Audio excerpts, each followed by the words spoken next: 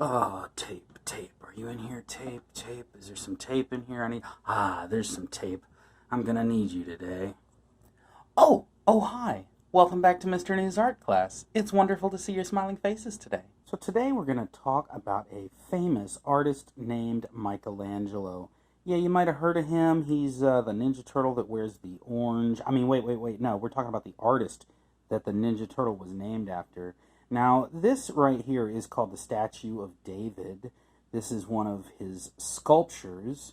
Michelangelo made lots of sculptures and paintings. He was primarily a sculptor.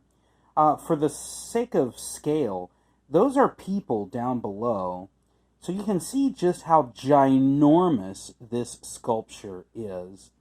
And that's all chiseled out of marble. That is stone. He used a hammer and chisel to break that out of stone. Here's another sculpture, or set of sculptures really, made by the same artist. Yes, even the fabric, even the clothing that these individuals are wearing, if we, zoom in and look at the clothing, the fabric laying over this is Moses, by the way, a statue of Moses. The fabric laying over his knees there, that's stone. If you are familiar with the artist Michelangelo, although he was actually primarily a sculptor, most of us are more familiar with the Sistine Chapel. Now, he did paint the walls of the Sistine Chapel, but it's really the ceiling that he gets the most credit for.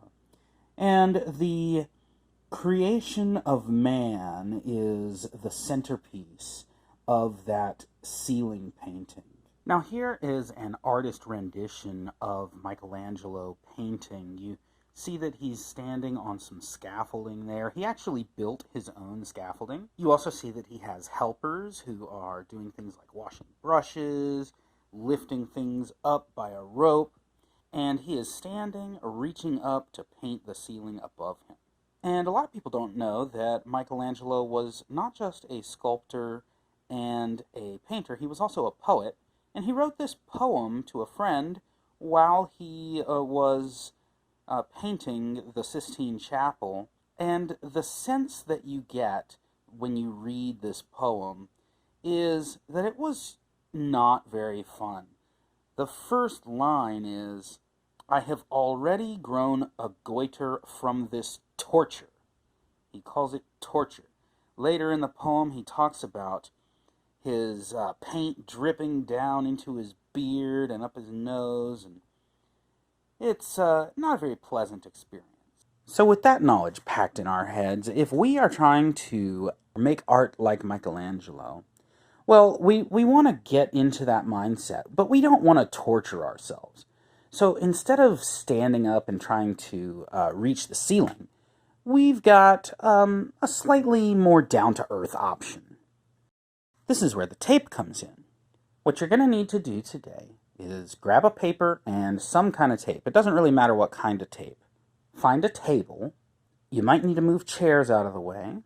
And if you're using paints, like I am today, then you probably also need to put a drop cloth on the floor under the table. Now, because we are making our artwork on the underside of a table instead of the ceiling, we have the luxury of lying down instead of standing up while we make our artwork. It still might be a little difficult because your arms are going to have to reach way up, and if you've got shorter arms, you might need to find a shorter table to work with, or maybe even the underside of a chair. And if you don't want to have paint drips all over your face, you might want to use pencils, crayons, markers, colored pencils, pastels, some other less messy medium. As for the subject matter, that is to say, what are you making a picture of, we're going to be kind of free with that today. So just you choose, you decide. Kind of free draw it. Make whatever you want.